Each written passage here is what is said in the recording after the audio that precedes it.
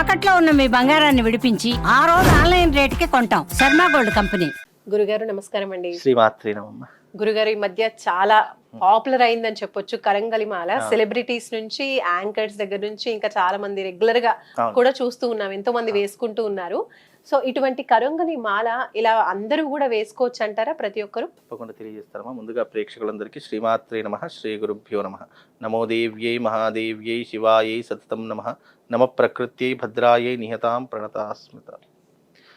నిజానికి కరంగలి మాల ఎప్పుడైతే ఒక సెలబ్రిటీ ధరించడం మొదలైందో దాని మీద ఎవరి కన్నబడిందో తెలియదు, కానీ దాని తర్వాత సోషల్ మీడియాలో చాలా ట్రెండింగ్ అయిపోయింది. మొదట ధనుష్ గారు, తర్వాత పవన్ కళ్యాణ్ గారు, తర్వాత విజయ్ దళపతి గారు, అలాగే విజయ్ సేతుపతి గారు కూడా మొన్న రీసెంట్లీ ఒక ఆడియో ఫంక్షన్లో కూడా వేసుకోవడం జరిగింది. అలాగే ఈ మధ్యకాలంలో ఈ టీవీ యాంకర్స్ రష్మి గారు వేసుకున్నారు, అలాగే అనసూయ గారు కూడా ఈ మధ్యకాలం వాళ్ళందరూ అంటే కనిపించి కొంతమంది బ్రాస్లెట్ రూపకంగా వేసుకున్నారు, మరి కొంతమంది మాలాగా చైన్ లాగా మాలలాగా కొంతమంది వేసుకోవడం జరిగింది. అంటే కరంగలి మాల ఎందుకు అంత ఫేమస్ అంటే కరంగలి వృక్షం. చాలా మంది అసలు ఫస్ట్ ఆఫ్ ఆల్ కరంగలి మాల అంటే ఏంటి, అది ఎలా తయారవుతుంది? కరంగలి మాల అంటే చాలా మంది ఏమంటున్నారు అంటే గనక ఈ యొక్క జమ్మి వృక్షం ఉంటుంది కదా, జమ్మి వృక్షం అంటే మీకు తెలుసు, దసరా రోజున మనం జమ్మి చెట్టు నుంచి తెంపుకుంటాం. ఆ జమ్మి చెట్టు దాని నుంచి ఈ కరంగలి మాల తయారవుతుంది. చాలా మంది ఇది చేస్తారు, కానీ అది కాదు. కరంగలి వృక్షం అనేటటువంటి జాతి ఒకటి ఉంటుంది, వృక్ష జాతిలో కరంగలి వృక్షం అని ఉంటుంది. అది దాదాపుగా దాని ఆయు ప్రమాణము ఎప్పుడైతే 150 సంవత్సరాలు కానీ 200 సంవత్సరాలు 150 సంవత్సరాలు పైబడితే అది మొత్తం లోపల దాని పైభాగం తెల్లగా మారిపోయి లోపల నల్ల భాగంగా మారిపోతుంది.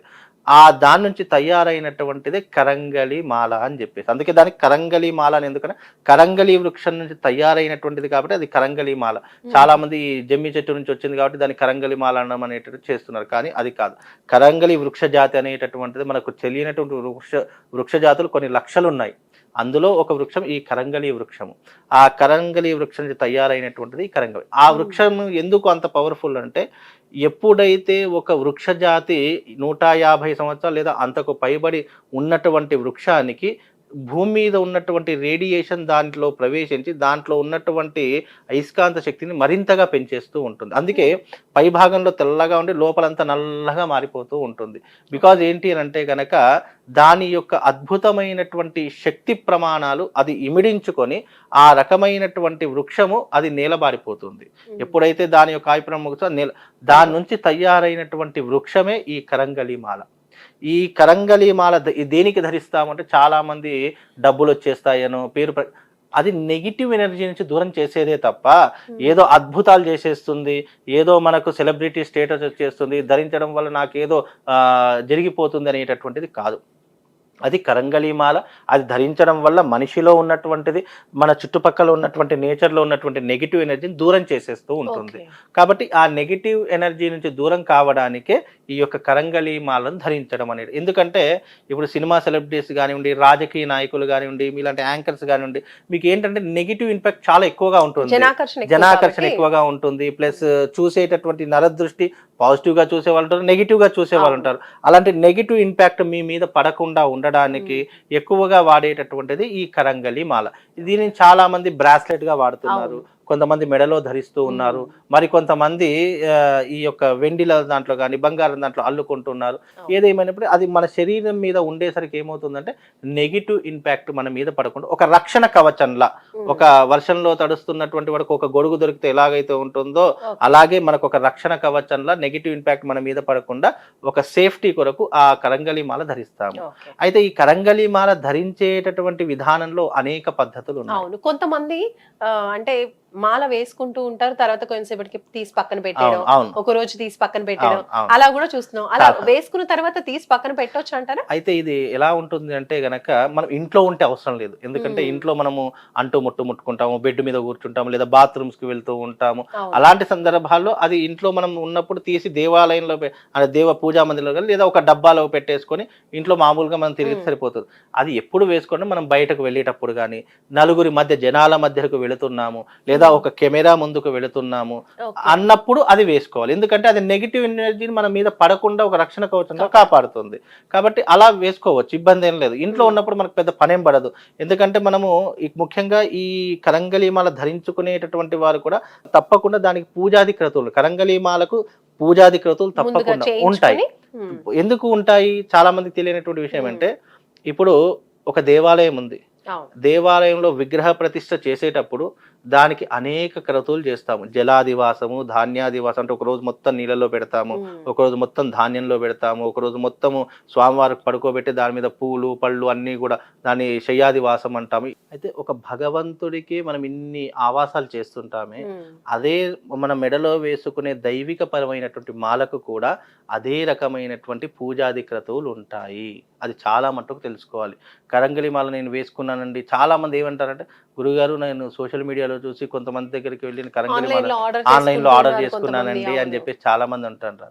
అయితే మీరు ఆన్లైన్ లో ఆర్డర్ చేసుకున్నా, మీరు నేరుగా వెళ్ళి తీసుకున్నా, దానికి చేయవలసినటువంటి పూజాది క్రతువులు చేయకపోతే అది ఒక వస్తువులా మాత్రమే మీ మెడలో ఉంటుంది. దానికి ఎలాంటి శక్తులు ఉండవు, ఒక ఆభరణంలా ఉంటుంది. అదే దానికి పూజనీయంగా మార్చి దాంట్లో శక్తిని మనం ఇమిడీకృతం చేసి ఎవరికైనా ఇచ్చామనుకోండి, అప్పుడు అది ఒక రేడియేషన్ లా మన చుట్టూ ఒక వైఫై లా ఎప్పుడూ కూడా నెగిటివ్ ఎనర్జీ రాకుండా ఒక ఆరాలా మనల్ని కాపాడుతూ ఉంటుంది. ఎందుకంటే ఇప్పుడు ఒక మాలలు అమ్ముకునేటటువంటి షాపులో ఉన్నామనుకోండి, ఆ షాపులో కొన్ని లక్షల మాలలు ఉంటాయి. అంత మాత్రాన అతను కోటీశ్వరుడు అయిపోడు కదా, అంత మాత్రాన మంచి అనేటివి జరగదు కదా. ఎప్పుడైతే ఒక మనిషి ఒక దైవిక పరమైనటువంటి వస్తువు వేసుకున్నాడో దానికి చేయవలసిన దైవిక క్రతువులు చేస్తేనే అది మనకు ఉపయోగపడుతుంది. తప్ప నేను ఆన్లైన్లో తీసుకున్నానండి, నేను వాళ్ళ దగ్గర తీసుకున్నాను, వీళ్ళ దగ్గర తీసుకున్నానంటే అది కేవలం ఒక ఆభరణం, ఒక వస్తువులా మిగిలిపోతుంది తప్ప దానివల్ల ఎలాంటి ప్రయోజనం ఉండదు. కాబట్టి మీరు ఎవరైనా మాల ధరించుకునే వాళ్ళు ఉంటే తప్పకుండా దానికి దానికి చేయవలసినటువంటి క్రతువులు కొన్ని తప్పకుండా ఇప్పుడు ఒక మాల మనం వేసుకున్నాం అనుకోండి, దానికి సంబంధించిన మూల మంత్రం ఉంటుంది. ఏది? కరంగలి మాలకు సంబంధించిన మూల మంత్రము. నీకు నెగిటివ్ ఎనర్జీ రాకుండా ఉండడానికి దానికి పఠించవలసినటువంటి మూల మంత్రం ఒకటి ఉంటుంది. రెండవది ఏంటి అంటే, 3 రోజులు తప్పకుండా దానిని నీటిలో ప్లస్ జలములో, అంటే నీటిలో, ధాన్యంలో, అలాగే ఈ పువ్వులలో దీంట్లో ఆవాసం చేసిన తర్వాతనే అది ఒక శక్తివంతంలా మారిపోతుంది. తప్ప 3 రోజులు నీటిలో, 3 రోజులు 3 రోజులు అనేటటువంటి, ఒక రోజు నీటిలో, రెండవ రోజు ఈ ధాన్యంలో, మూడో రోజు పువ్వులలో. ఈ 3 రోజులు చేసిన తర్వాతనే ఆ మాలకు ఒక శక్తి అనేటటువంటిది వస్తుంది. ఇప్పుడు విగ్రహం చెక్కేవాడు ఉంటాడు, ఎందుకు మనం అన్ని చేస్తామంటే, ఇప్పుడు మనం పూసలు చేసేటప్పుడు కూడా మిషన్ కటింగ్ ఉంటుంది దానికి. అలాగే కొంతమంది తాగి చేస్తారు, తిని చేస్తారు, అపవిత్రంగా చేస్తూ ఉంటారు. అది ఎలా వస్తుందో కూడా మనకు తెలియదు.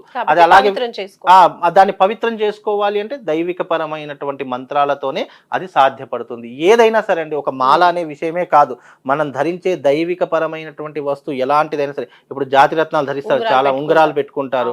నేను షాప్ లో కొనుక్కున్నానండి, బంగారంలో చేయించాను, నేను పెట్టేసుకున్నాక ఎలా, నీకు దాంట్లో శక్తే లేనప్పుడు అది ఒక జాతిరత్నం నీకు కేవలం రాయిలాగే ఉంటుంది తప్ప దాంట్లో శక్తి ఏమి ఉద్భవించదు. కాబట్టి ఒక శక్తి ఉద్భవించాలి, నీకు అది పొందాలి అనుకున్నప్పుడు తప్పకుండా దాన్ని మంత్రయుక్తంగా శుద్ధి చేస్తేనే అది నీ జీవితంలో పనికొస్తుంది. అలాగే కరంగలి మాలకు కూడా సేమ్ అదే టైప్ అండి. అలాగే గురుగారు, ఇప్పుడు మాల ధరించారు, అప్పుడు ఎటువంటి విధి విధానాలు పాటించాలంటారు? కొన్ని నియమాలు ఏమైనా ఉంటాయి? తప్పకుండా ఉంటాయి. దైవిక పరంగా మనకు పాజిటివ్ ఎనర్జీ కావాలి అనుకున్నప్పుడు దాన్ని కూడా పాజిటివ్ గానే చూడాలి. ఇప్పుడు ఒక భగవంతుని తీసుకొని వెళ్ళి మనం ఊరంతా తిప్పలేము, మనం జేబులో పెట్టుకోలేము కదా. అలాగే నువ్వు దైవిక పరమైనటువంటి వస్తువు నీ మెడలో ఉన్నప్పుడు ముఖ్యంగా చావు దగ్గరికి వెళ్ళకూడదు, అనే నెగిటివ్స్, చనిపోయినటువంటి బాడీ దగ్గరికి వెళ్ళకూడదు. అలాగే బాలెంతల దగ్గరికి వెళ్ళకూడదు, పురుడు ఉన్నటువంటి వాళ్ళ దగ్గరికి వెళ్ళకూడదు. అలాగే మలమూత్ర విసర్జన చేసేటప్పుడు తప్పకుండా తీసేయాలి. ఈ 3 నియమాలు తప్పకుండా పాటించాలి. ఇక మద్యము సేవించడము, మాంసం తినడం అనేటది మనిషి జీవితంలో ఒక భాగం కాబట్టి దానికి తప్పు నియమం అంటూ ఏమీ లేదు. ఆ టైంలో కూడా తీసి పక్కన పెట్టుకుంటే మంచిది, శుభము. కానీ కొంతమంది ఉంటారు అవి తీయలేనటువంటి, ఒకవేళ అవి కూడా మీరు సేవిస్తున్నారు అని అనుకున్నప్పుడు మీ కార్లో కానీ బైక్లో కానీ ఇక్కడ పెట్టేసేసి మళ్ళీ ఇంటికి వెళ్ళిన తర్వాత స్నానం చేసి వేసుకోవడం శుభ సూచకము, అదృష్టం. ఇవి కొన్ని నెగిటివ్ పాయింట్స్ ఉంటాయండి. ఈ నెగిటివ్స్ అనేటటువంటి ఏమవుతాయంటే దైవిక పరమైనటువంటి తగ్గించేటటువంటి లక్షణాలు ఉంటాయి. అలా అలా తగ్గించేటటువంటి సమయాల్లో ఏమవుతుంది అని అంటే గనక దాంట్లో ఉన్న శక్తి క్షీణించినప్పుడు అది వస్తువులా ఉంటుంది, నీ పవర్ అంతా వెళ్ళిపోతుంది, దాంట్లో ఉన్న పవర్ అంతా వెళ్ళిపోయి అది మామూలు ఒక ఆభరణంలా ఉంటుంది. ఏంటంటే నేను వేసుకున్నా కూడా నాకు మంచి జరగట్లేదు అంటే అది నువ్వు మనిషి చేసుకున్నటువంటి లోపం. ఇప్పుడు మనం ఎంతవరకు చేయాలో అంతవరకు చేసి ఇస్తాము, కానీ మనం చెప్పే నియమాలు పాటించకుండా, మనం చెప్పేటటువంటి సూచనలు వినకుండా, నేను వేసుకున్నాను మీరు ఇచ్చింది మంచి కాలేదు చెడు కాలేదంటే, నువ్వు పాటించే విధానాలు సరిగ్గా ఉంటే అది నీ జీవితంలో ఎప్పుడూ కూడా అద్భుతంగా పనిచేస్తుంది, అద్భుతంగా నీ జీవితాన్ని ఉద్ధరింపజేస్తుందని ప్రతి ఒక్కరు అర్థం చేసుకోవాలి. కరంగలి మాల అనేటటువంటిది పరమ పవిత్రమైనటువంటిది, దైవిక పరమైనటువంటిది. లేదు నువ్వు మామూలుగా సెలబ్రిటీ కాబట్టి నేను వేసుకోవాలి, నాకు ఒక ఆభరణంలా కనిపించాలంటే దానికి పూజలు అవసరం లేదు, నువ్వు ఎట్లయినా వేసుకో, దాని గురించి ఏదైనా చేసుకో, అడగాల్సిన పని లేదు. కానీ నాకు మంచి జరగాలి అనే ఒక ఆలోచన ఉంటుంది చూసారా, ఆ ఆలోచన ఉన్నటువంటి వాళ్ళు తప్పకుండా ఈ నియమాలు పాటించాలి. రైట్ గురుగారు, చాలా క్లియర్ గా కరంగలి మాల ప్రతి ఒక్కరు కూడా దీని గురించి చాలా ఆసక్తి చూపిస్తున్నటువంటి తరుణంలో చాలా మంచి క్లారిఫికేషన్ ఇచ్చారు మాకు. ధన్యవాదాలు గురుగారు. చూస్తున్నారు కదండి, ఎంతో ఫేమస్ అయినటువంటి కరంగలి మాల నిజంగా ప్రతి ఒక్కరు వేసుకోవచ్చా, ఒకవేళ వేసుకుంటే ఏం పరిహారాలు పాటించాలి, ఎలా ఉంటుంది విధి విధానాలు, అలాగే వేసుకునేటప్పుడు కూడా ఎలా ఉండాలి అనే విషయాలన్నీ గురుగారు తెలియజేశారు. ఇది మీ అందరికీ కూడా ఉపయోగపడుతుందని కోరుకుంటున్నా. చూస్తూనే ఉండండి సుమన్ టీవీ. నమస్తే.